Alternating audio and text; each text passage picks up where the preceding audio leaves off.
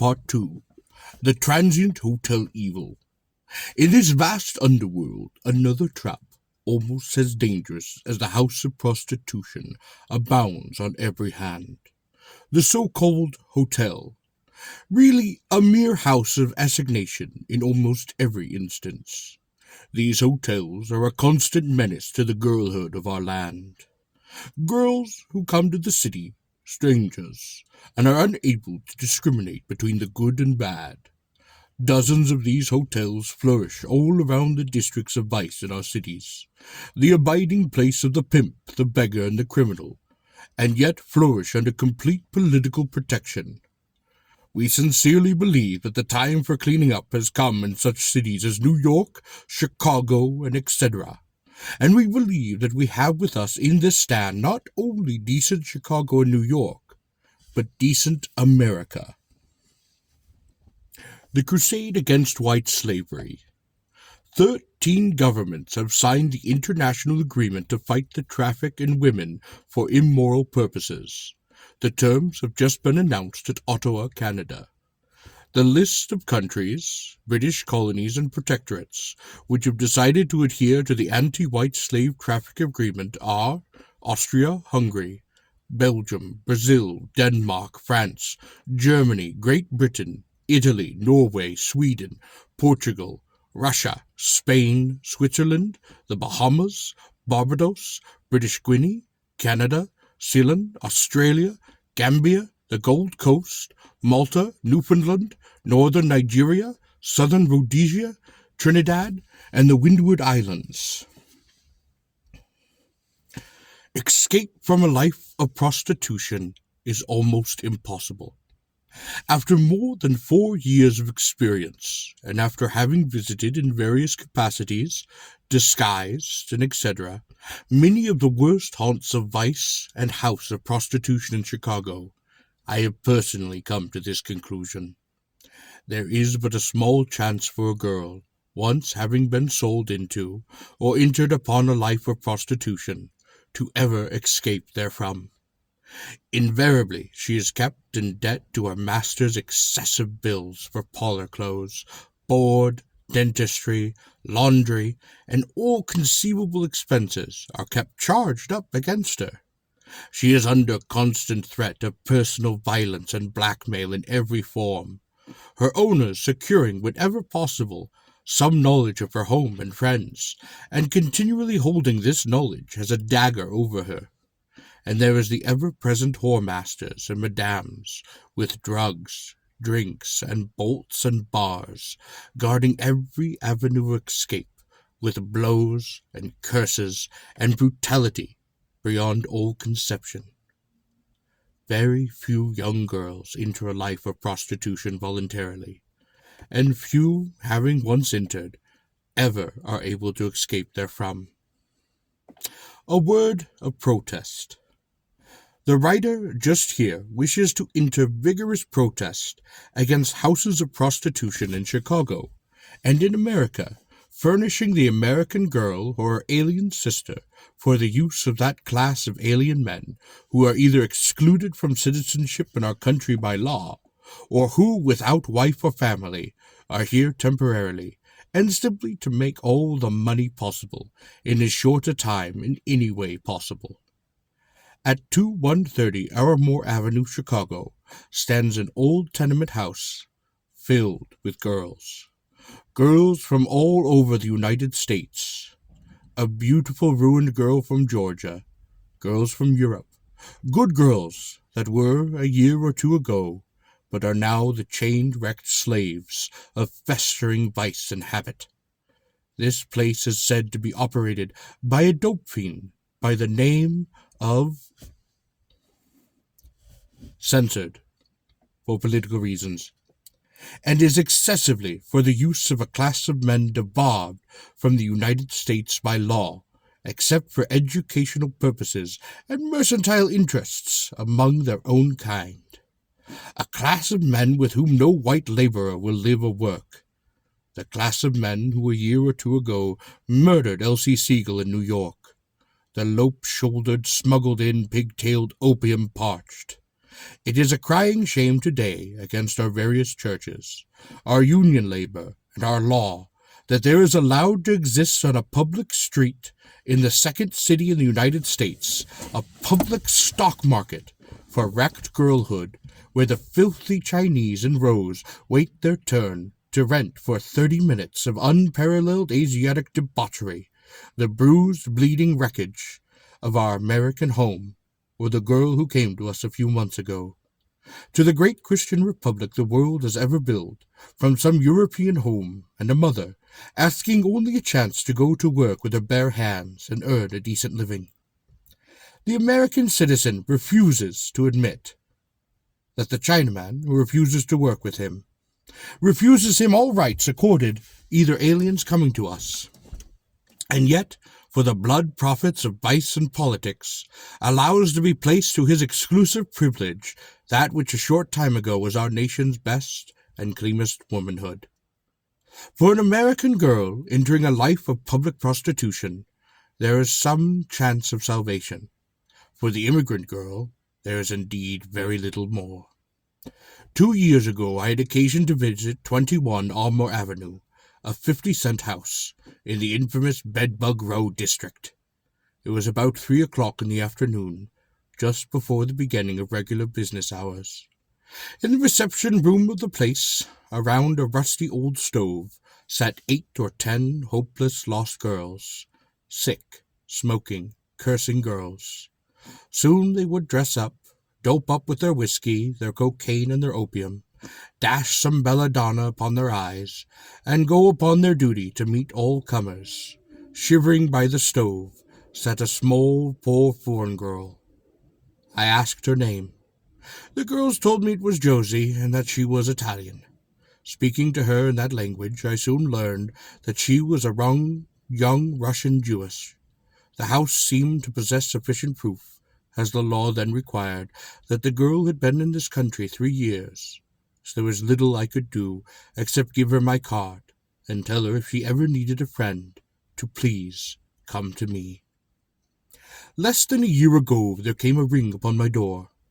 Opening it, I found a lost woman begging me at once to come into the West Side, or the Levee, to see a girl who was dying. I went with her, and there, in a mouldy, wretched cellar, I found Josie of the Almore Avenue Resort, dying with syphilis. In that awful underground place I listened to her story, and I give it to you as she related it to me. I am 19 years old, and my name is Jesse Blutsky. I saw my father bayoneted to the earth by Russian soldiers. I saw my mother work over the washtub until her hands were bloody, that I and my little brother might have bread and my virtue be protected. One day a man came to our house, who was either a Jew or a German, saying he was agent for a steamship company, and that he had good work in America for many girls, where they could earn as much in 1 month as they could earn in 2 years in Russia. My heart leaped with joy. How could we know that he was lying? I packed my clothes, and I left all, my mother, my brother.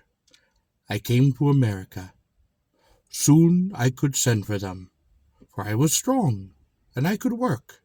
I could work day and night. At New York, a man and a woman met me, and they sent me on to Chicago.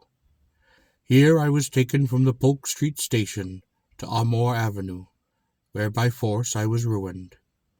I was there many months. I was sick and starving, and finally got out and crawled over to the West Side, where there are many Jews. But now I am dying. I am dying, and I want my mother. What the U.S. Prosecuting Attorney says. The Honorable Edwin Sims, the U.S. Prosecuting Attorney, in recent conservative statement, says he believes that 15,000 immigrant girls are brought into this country every year for commercialized prostitution. We believe the actual figures are much higher, to 25,000 a day. And we appeal to the mothers and fathers of America, in the name of God and the heartbroken mothers and fathers of other lands to use their personal influence and the money with which God has entrusted them to wipe from our flag the leprous blotch of shame which permits the importing into our republic every year of thousands of helpless girls to be grounded up in the murder mills of the segregated harlotry of such districts as the 22nd Street District of Chicago. For it was the blood-covered hands of that district that reached across the lands and seas and into that Russian home, and tore from it little Jessie Brubutsky, and led her across the waters, and under the very shadow of the Statue of Liberty itself, and pinning to her that little blue ticket of immigration, led her past the gates of Ellis Island, on past the statues of Washington, Jefferson, of Lincoln and Grant, and into that burning fire of American public prostitution, to live only a few months, and die in an underground cellar, to be cast, scarce, cold, and into our nation's greater potter fields of lost women. The price of a living body. 50 years ago, down in the southland of our America, we stood, a well-formed, sound-limbed, healthy, intact young woman, upon the auction block, and sold her the biggest bidder for her beauty, her virtue, her heart, her honor, her soul, and her body. And the established average price paid for such a young woman was $1,800. I take for granted, as I write, that if the heart and soul and body of a young black woman of Kentucky, Georgia, or Mississippi was in the slave market of 50 years ago worth intrinsically $1,800, the soul and body of a clean, decent young Northland white woman is today worth about the same. Assistant State Prosecuting Attorney Rowe, in his speech before the Illinois Vigilance Society, Chicago, February 7, 1909, placed the number of women in disorderly resorts in Chicago at 30,000.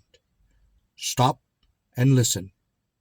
If there are 30,000 young women upon this city's soul market, and we place the average value of one of these young women at $1,800, and we certainly do place it there, by established, recognized precedent, then there is over $54 million worth of young womanhood in the slave markets of our city at this present time. In that same statistical speech, Mr. Rowe places the number of young girls necessarily yearly to recruit the rapidly decimating ranks of this vast death army at 6,000.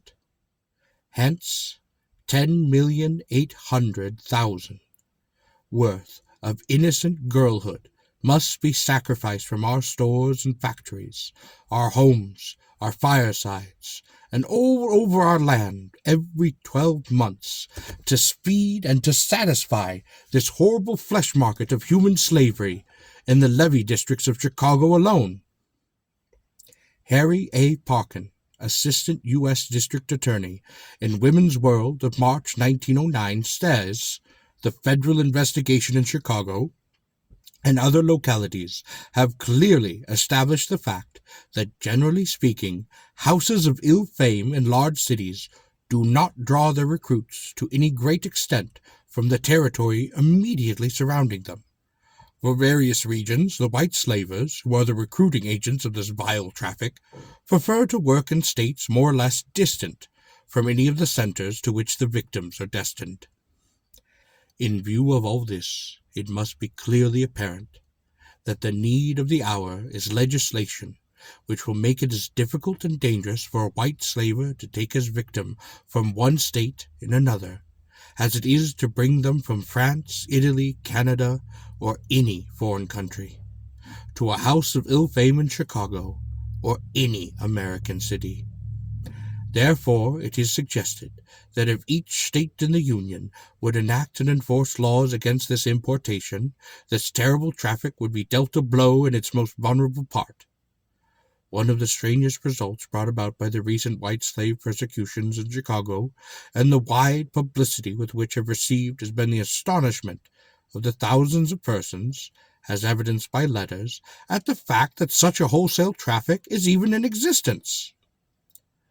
But what is still more astounding, not to say discouraging, is the reluctance of so many other thousands of Americans to believe that hundreds of men and women are actually engaged in the business of luring young girls and women to their destruction, and that this infamous traffic is even being carried out in every state of the Union every day of the year.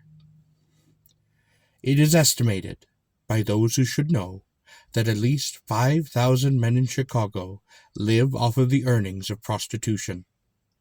For instance, as to the plan, a young girl, alien or American, is sold into a life of ill fame for, say, $200, as the actual price of her procuring.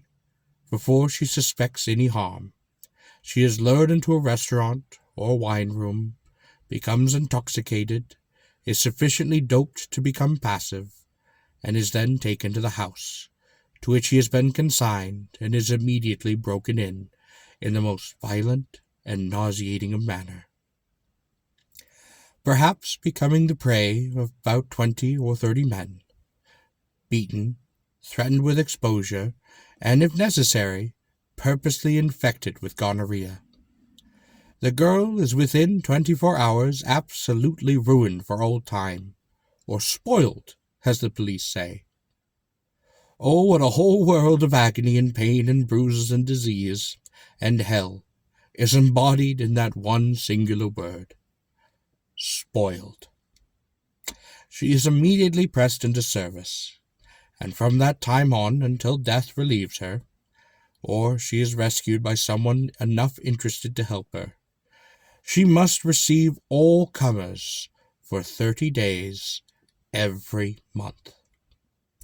This answers the question I have been asked 100 times from all over the country since Chicago's Soul Market was first published, as to whether a woman in a house of prostitution is allowed any respite from service during her menstrual period. No, she is not allowed a single day. The average number of men who must be served by each woman in a medium or lower class house of ill fame is 36 per day.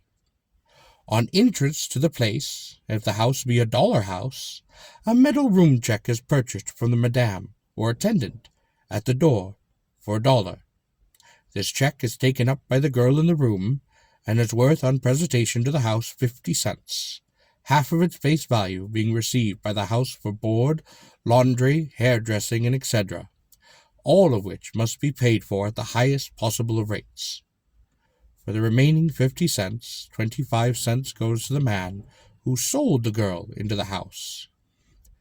The remaining 25 cents going to the girl herself, and from this amount must be paid all her bills for clothes, dentistry, and all true expenses.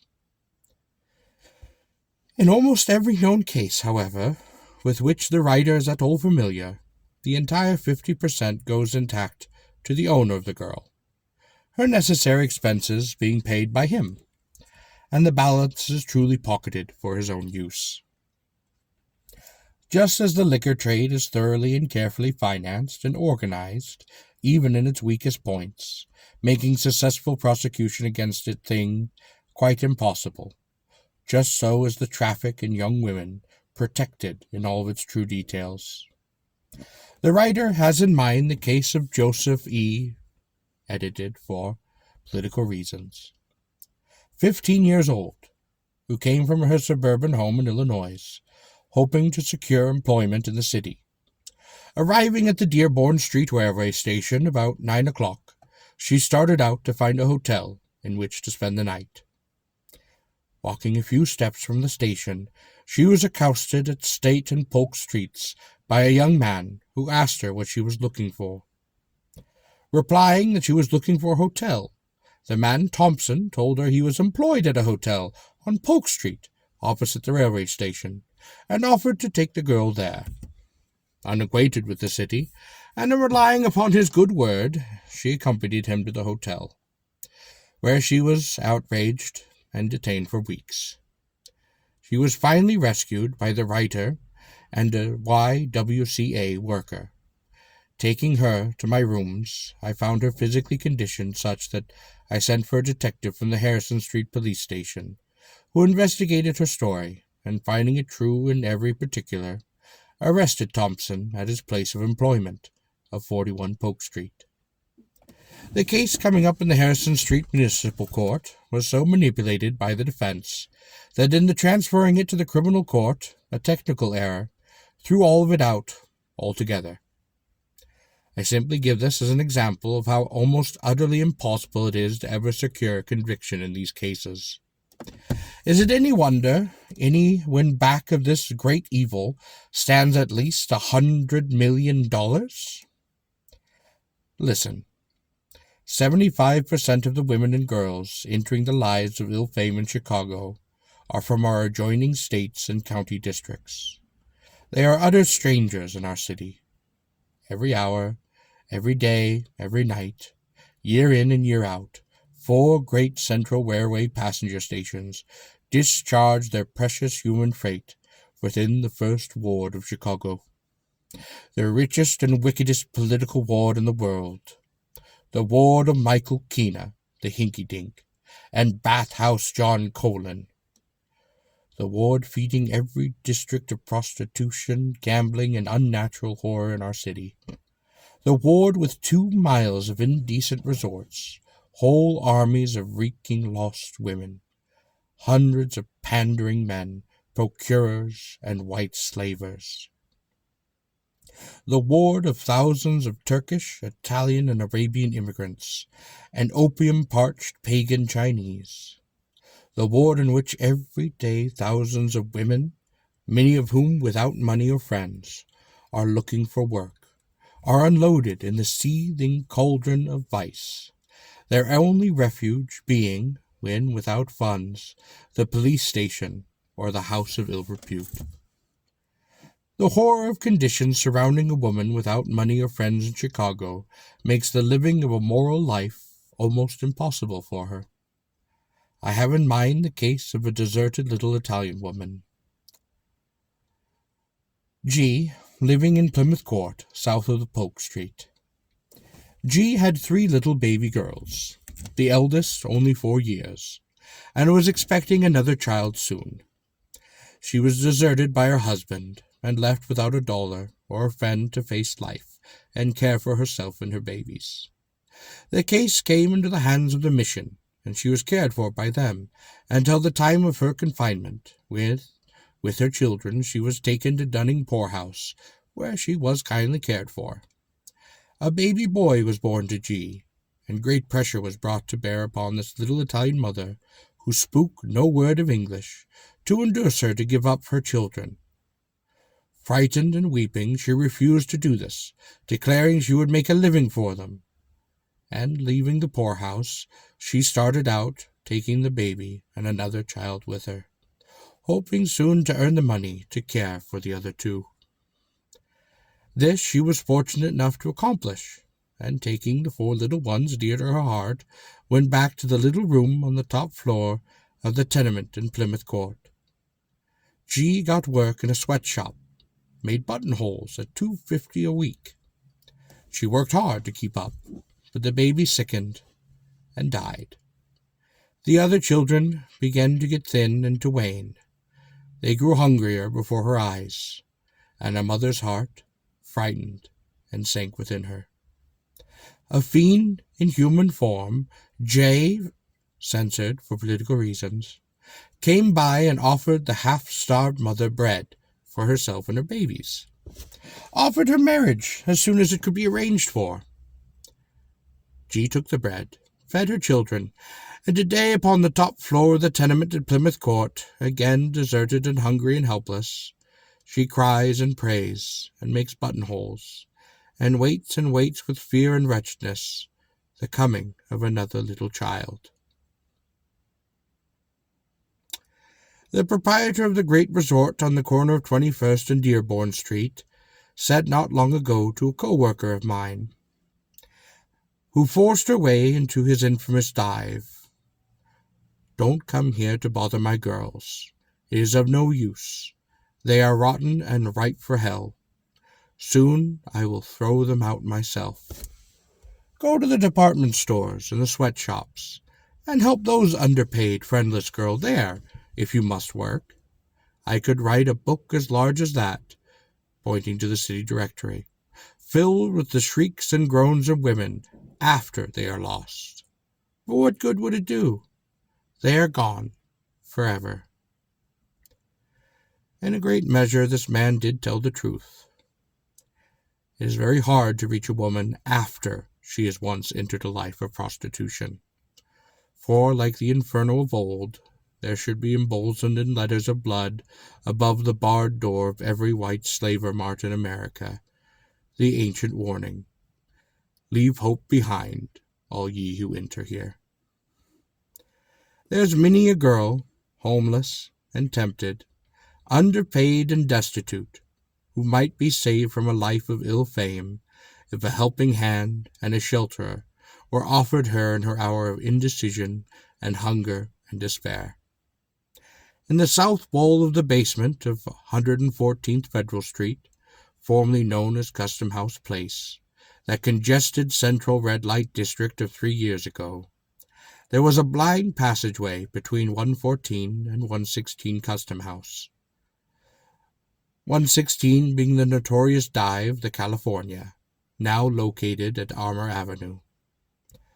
On the inside, this door opened into a large dungeon, windowless, soundproof, and it is alleged that it was through the alley and into this blind passageway that the unwilling victims of white slavers, the same syndicate now operating with Chicago as their headquarters, were carried into this little cell to be broken in by fiendish brute force into a life of shame.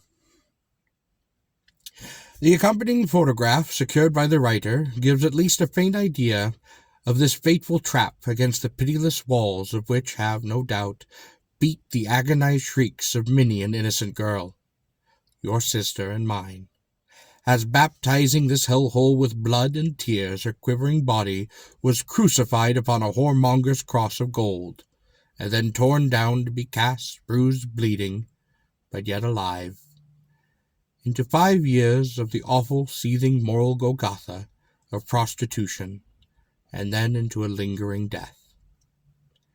The Chicago Rescue Mission and Women's Shelter, of which this writer is president, has for 2 years occupied the premise at 114 Custom House Place.